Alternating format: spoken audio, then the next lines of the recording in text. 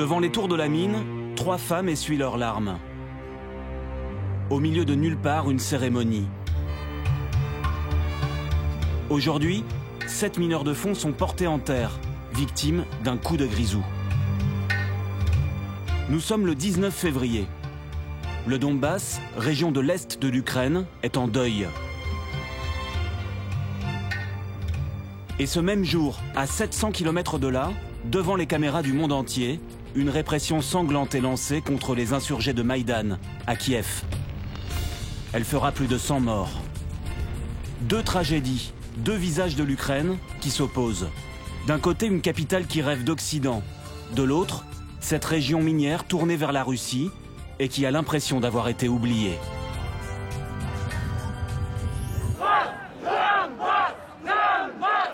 Trois mois plus tard, c'est elle, le Donbass, qui fait l'actualité. Dans la ville de Donetsk, la capitale régionale, des milliers d'habitants défient le nouveau pouvoir, issu de la révolution de Kiev. C'est là que nous avons rencontré Natalia. Elle est fille de mineurs. Nous la suivrons dans sa révolte.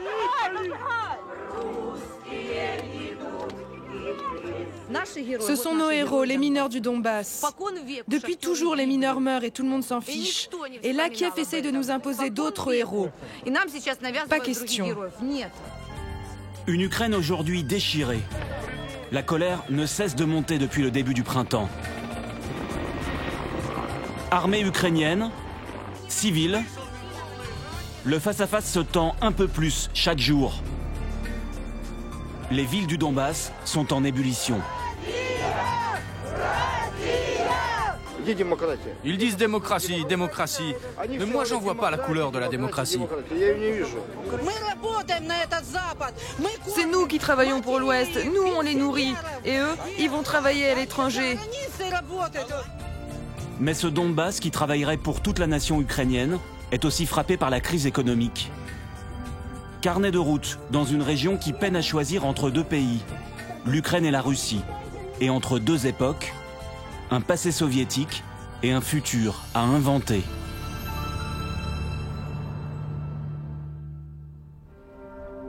Nous commençons notre voyage à la mine de Severnaya, où a eu lieu le coup de grisou. Les 7 mineurs sont morts sous ces cheminées noires. C'est la mine la plus récente de la ville. Pourtant, elle a ouvert en 1971, en pleine époque soviétique. Depuis, comment cette industrie, et à travers elle, la région du Donbass, a-t-elle vieilli? Exceptionnellement, nous avons obtenu l'autorisation de filmer à l'intérieur de la mine. Nous sommes escortés par le directeur qui va nous faire une visite guidée en russe. Même si le Donbass est en Ukraine, peu d'habitants parlent ukrainien. Là, c'est la salle fumeur. Nous, on va plus loin. Attendez, je leur explique. Ne vous inquiétez pas, les gars, c'est la télé française. Tout va bien. Voici les premières gueules noires. Cette mine en emploie 1200. Le directeur veut nous montrer les conditions de sécurité. Selon lui, la mine est bien aux normes. Mais nous découvrons une Ukraine figée dans le temps. D'abord le guichet où les mineurs prennent des jetons. Pas de système informatique, c'est le décompte des bouts de métal qui permet de vérifier que tout le monde est bien remonté. Un peu plus loin, la salle des lampes. Donnez-moi une lampe et un kit de sauvetage. Ici, les mineurs prennent le matériel qu'ils descendront dans les galeries. Ça, c'est ce qu'on appelle le kit de sauvetage. Voilà ce qu'on trouve à l'intérieur. L'oxygène passe par ce tuyau, puis dans cette poche, et là, il y a l'embout qu'on met dans la bouche et qui permet de respirer. Comme ça, le mineur a 3 heures d'oxygène devant lui pour attendre les secours. Et après 3 heures, qu'est-ce qui se passe? Après 3 heures, si les secours ne sont pas arrivés, si, ils arrivent. Un équipement manifestement désuet. Nous nous approchons du cœur de la mine. Voilà, c'est de là que les mineurs descendent. Dans la salle des ascenseurs, la relève attend son tour. Ces hommes vont bientôt s'enfoncer à près d'1 kilomètre sous terre. Vous avez peur? Peur de quoi? T'as peur de filmer, toi? De temps en temps, t'as peur, hein. Tu vois, tu as ton travail et nous, on a le nôtre. Un premier ascenseur est chargé. Nous ne pouvons pas les accompagner. Selon la direction, notre seul matériel pourrait déclencher une explosion. Les mines du Donbass sont les plus dangereuses d'Europe. Pas moins de 100 morts chaque année. Ces mineurs qui viennent de perdre 7 de leurs collègues sont visiblement ébranlés.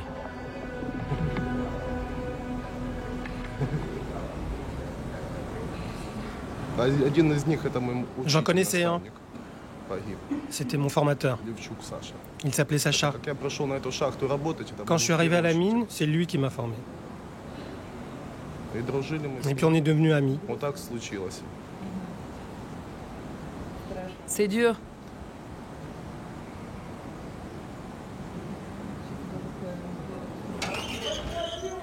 Ces mines qui tuent sont aussi celles qui font vivre. La région compte 250 000 mineurs. Le charbon est essentiellement vendu et consommé en Ukraine. Il pourrait être une alternative au gaz importé de Russie, mais aujourd'hui, le secteur est en déclin. 7 mines sur 10 appartiennent à l'État, et l'État est en crise. Tout a été construit dans les années 70. Depuis, il y a quelques travaux d'entretien, mais il n'y a pas eu de gros travaux de rénovation car on n'a pas les moyens.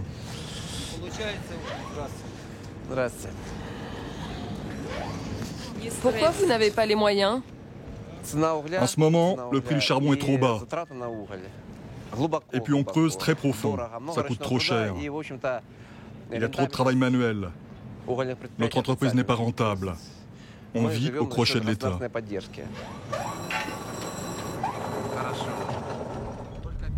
Les mines, comme des puits sans fond.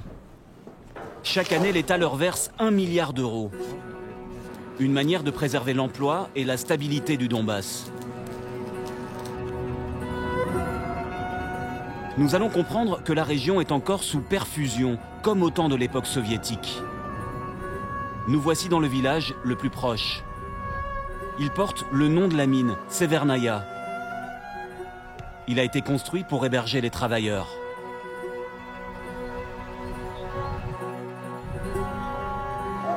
C'est ici que vivaient la plupart des victimes du coup de grisou, comme Nikolai, qui était devenu gueule noire sur le tard. Un voisin nous renseigne. Il habitait par là. Nikolai avait une famille? Oui, il avait une femme et 3 enfants. Ils vivent toujours là? Oui.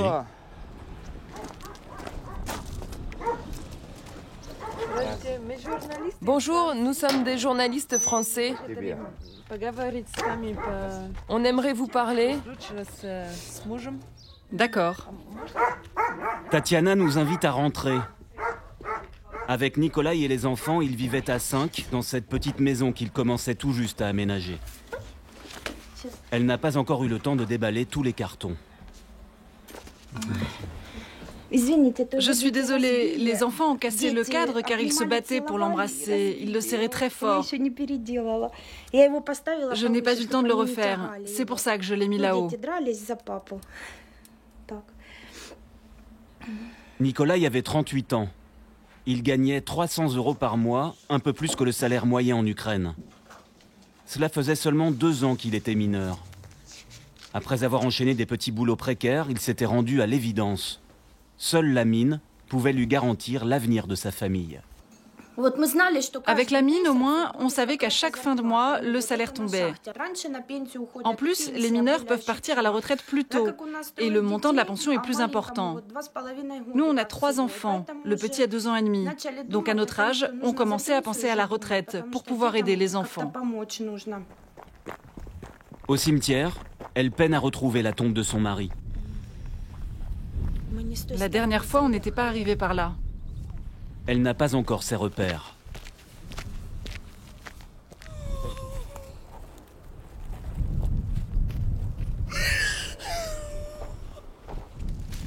La mine lui a pris son mari, mais Tatiana n'a pas les moyens d'être rancunière. À son tour, elle va aller frapper à la porte de Severnaya. Désormais veuve de mineurs, elle a plus de chances d'être embauchée. Tatiana nous semble un peu à l'image de ce peuple du Donbass, accroché à sa mère nourricière, même quand celle-ci ne va pas bien. Il y a longtemps que l'industrie locale n'est plus cette gloire de l'Union soviétique qui attirait les travailleurs des quatre coins de l'Empire. Comme les parents de Valentine dans les années 60. Valentine est d'origine russe. Il est arrivé ici à l'âge de 11 ans pour suivre son père. Après sa journée sous la terre, il prépare son potager à l'arrivée du printemps. Ça, c'est de l'ail. Je l'ai recouvert pour qu'il ne gèle pas. Valentine est mineur depuis 37 ans. Il regrette la fin d'une époque. À l'époque soviétique, être mineur, c'était la classe. Il y avait une fierté, alors qu'aujourd'hui, c'est juste comme ça. Ce travail n'a plus de prestige. Valentine est à la retraite, mais il continue de travailler. Sa pension de 250 € par mois ne suffit pas.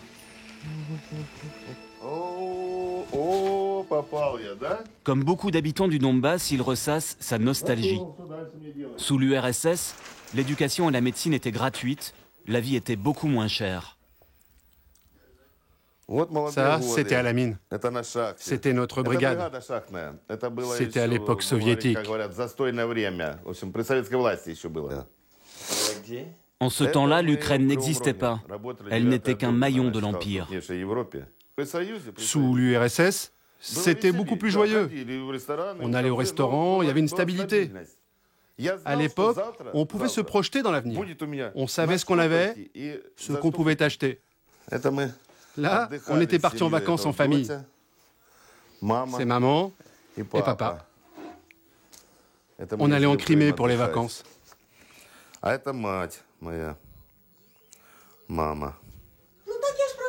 Irina, sa belle-sœur, est venue prendre le thé avant de commencer son service de nuit à la mine. Tous les deux sont inquiets. C'est l'État qui paye leur salaire. Mais depuis la révolution de Kiev, ils craignent que les nouvelles autorités ne les mettent au chômage. On vivait tranquillement, on vivait bien. Ils payaient les salaires, ils payaient les retraites. Là, ce mois-ci, ils paient encore. Mais après, on ne sait pas. Tout le monde crie que les caisses sont vides. Depuis que l'Ukraine est indépendante, à chaque fois, il y a des cataclysmes. Ils parlent d'élections, d'élections, encore d'élections. Mais il y en a marre des élections. Nous, on veut du calme. La nuit est tombée. Irina part à la mine. Valentine ne va pas tarder à se coucher. S'ils rejettent le nouveau pouvoir venu de l'Ouest, ils veulent que leur région reste ukrainienne. Comme eux, la plupart des mineurs restent en retrait de la contestation, car ils redoutent le chaos d'une éventuelle guerre civile. À quelques kilomètres, nous avons rendez-vous avec Valérie. Il enchaîne des petits boulots dans les mines de la région.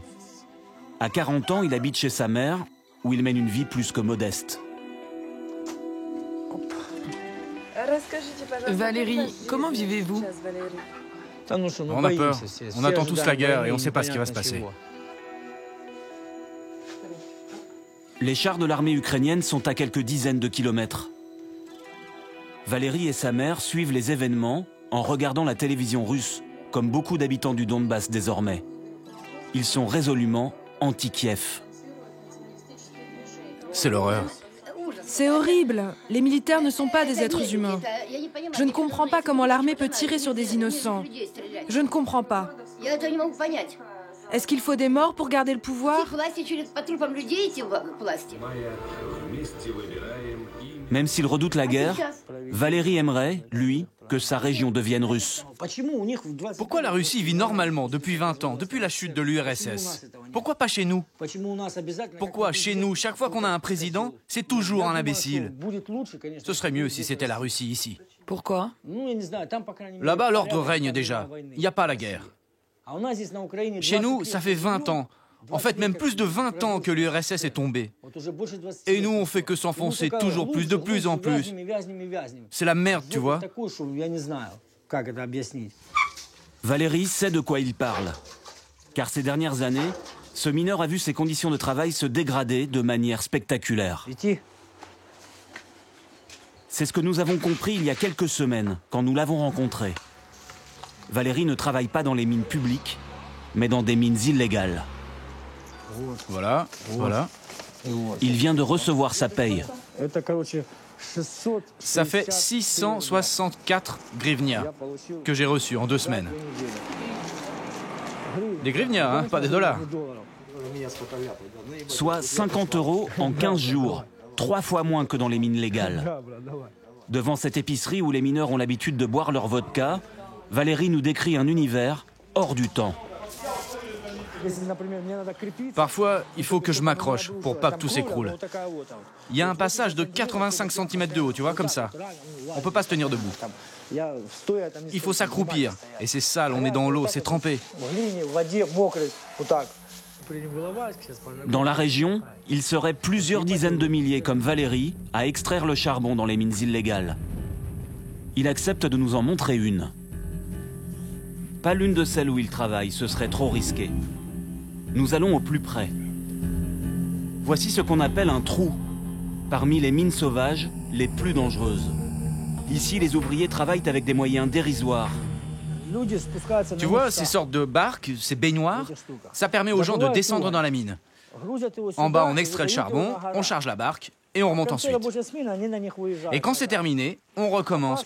C'est dangereux, parce que tout peut s'écrouler à tout moment, parce que le câble peut lâcher. C'est pas fortifié, on n'a pas de corde de sécurité. Y a rien.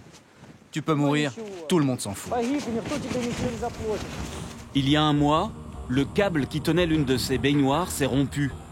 Un mineur est mort, victime symbole d'un monde sans limite et sans droit.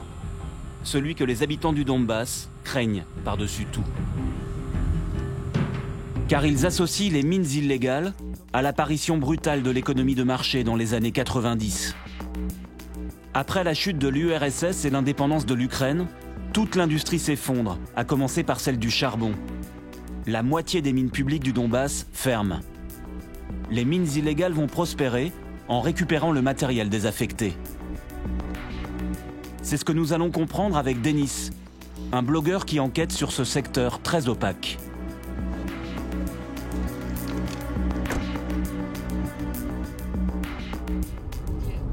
C'est là, arrêtez-vous. Voici une kopanka, une mine sauvage. Ces rails entassés ont sans doute servi dans une ancienne mine publique, tout comme ce wagonnet.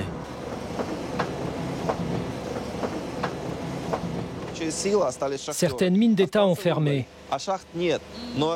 Mais il restait le charbon et il restait aussi les mineurs. Alors, les mineurs se sont mis à récolter eux-mêmes le charbon. Au début, ils l'ont fait avec les moyens du bord, avec des pics, des marteaux. Ils travaillaient à la main. Les mineurs, nous les apercevons. Ils ne semblent pas apprécier notre présence. Alors Denis va les aborder. Ce sont des journalistes français. On peut parler avec quelqu'un de chez vous? Personne ne le saura ici. Non, non. C'est de l'anthracite. On appelle ça de l'anthracite. C'est du bon charbon, de bonne qualité. Que devient ce charbon? Comment fonctionne cette économie parallèle? Denis nous emmène vers un entrepôt. Le charbon illégal y serait mélangé à celui des mines publiques. C'est dans ce genre d'endroit que le charbon est blanchi. La personne qui va acheter le charbon ici va obtenir des documents officiels, comme si c'était du charbon légal. On nous observe. Il faut mieux qu'on parte, car ils risquent d'appeler les propriétaires. C'est les gens là-bas? Oui, les gens là-bas. En nous éloignant, nous croisons une voiture rouge qui intrigue Denis. Nous abordons le chauffeur.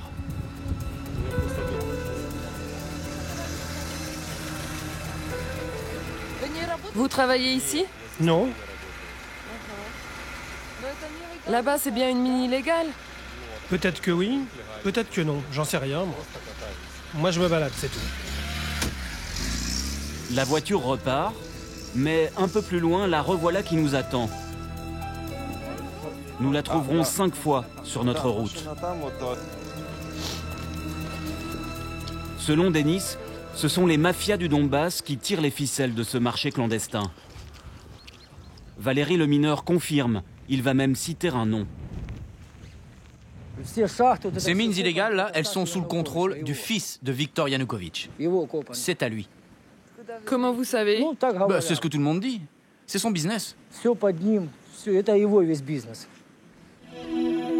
Viktor Yanukovych, l'ancien président renversé par la révolution. Il est en fuite en Russie. C'est un enfant du pays, né à quelques kilomètres de ces mines illégales. À travers son exemple, nous allons comprendre que les dirigeants de l'Ukraine étaient souvent des hommes à la fortune suspecte. Il y a quelques semaines, nous avions rencontré l'un de ses anciens proches, au siège de l'administration locale, alors sous haute surveillance, après les événements de Kiev. Nikolai Zagorouïko est conseiller régional. Il est membre du parti de l'ancien président. Après l'avoir soutenu pendant des années, il l'accuse de corruption. Est-ce que Viktor Yanukovych est toujours votre leader? Non. Pourquoi? Parce qu'il n'a pas répondu à nos espoirs. Quand on voit ses intérêts personnels, comment lui et son entourage se sont enrichis, ça nous révolte, ça nous indigne. Il n'est plus notre leader. Nous abordons la question délicate des mines illégales. L'ancien proche du président va aller droit au but. Pourquoi personne ne s'est jamais battu contre les mines illégales? Comment se battre contre ça? Si c'est le sommet du pouvoir qui est propriétaire de tout ça, on dirait que vous ne comprenez pas. C'est un État super corrompu. Vous êtes en train de reconnaître que c'est le pouvoir qui contrôlait tout ça? Je ne suis pas en train de le reconnaître, je vous le garantis, à 100%. Il n'y a que le pouvoir à ce niveau-là qui pouvait utiliser ce système illégal. Qui d'autre à part le pouvoir? Vous voulez dire Yanukovych? C'était Yanukovych, et aujourd'hui, c'est sûrement un autre. Depuis cette interview, la situation a bien changé. Nous sommes retournés dimanche 4 mai devant le siège de l'administration. Il est passé sous le contrôle des pro-russes qui l'occupent jour et nuit depuis un mois. Ils ont dressé des barricades et empêchent quiconque, surtout les journalistes, de pénétrer dans le bâtiment. C'est ici qu'ils ont proclamé ce qu'ils appellent la République populaire du Donbass. Nous ne serons pas autorisés à parler aux responsables. Seule Natalia, une militante, acceptera de nous accompagner. Elle est fille de mineurs et enseigne le sport à l'université. Quand elle ne travaille pas, Natalia passe tout son temps sur les barricades. Aujourd'hui, elle rend hommage aux 40 militants pro-russes morts la semaine dernière à Odessa.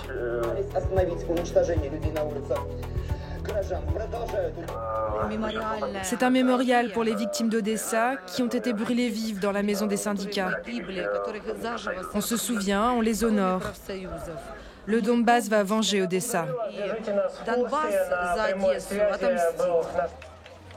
Pour Natalia, Kiev a franchi la ligne rouge en envoyant dans sa région les chars du pays. On cherche à se protéger, à protéger nos enfants et protéger notre terre. Vous protégez de qui? De la junte de Kiev et du fascisme qui est venu sur notre terre. Des nationalistes de l'Ouest qui sont arrivés au pouvoir.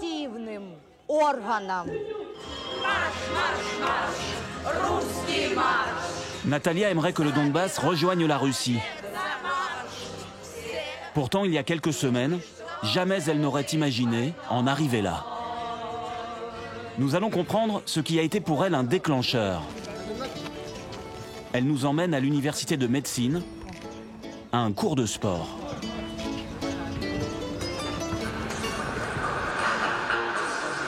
Ici, les cours sont en russe. Comme la plupart des habitants, Natalia parle mal ukrainien. Mais le nouveau pouvoir à Kiev a tenté d'interdire le russe comme langue officielle de sa région. Son identité a été touchée au cœur. Son sang n'a fait qu'un tour. Je me suis sentie humiliée. Ils m'ont humiliée, c'est ce que j'ai ressenti. On me dit tu dois faire ça, mais moi je ne dois rien du tout.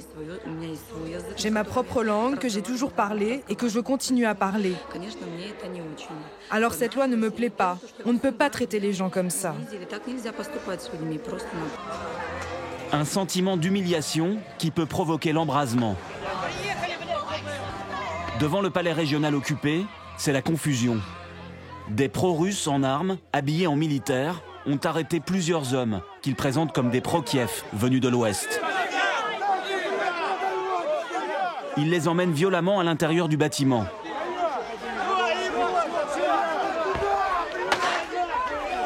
Nous ne pourrons pas filmer la suite.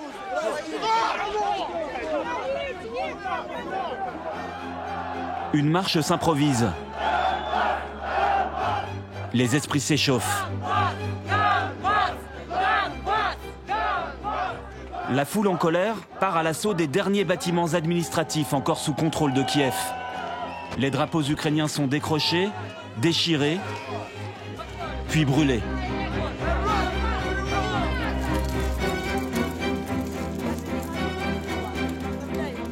Pour terminer ce reportage, nous retrouvons Valérie, le mineur illégal. Il nous emmène à un avant-poste tenu par les rebelles pro-russes, à la sortie de son village. Une dizaine de jeunes hommes, pour l'essentiel cagoulés, sont prêts à donner l'alarme si l'armée ukrainienne arrive. Et vous ferez quoi si l'armée arrive? Moi, je viendrai ici, bien sûr, et je me battrai ici. Mais vous avez des armes? Non, on n'a pas d'armes. On a des battes de baseball, des bâtons, des pierres. La guerre, on va la faire avec les moyens du bord.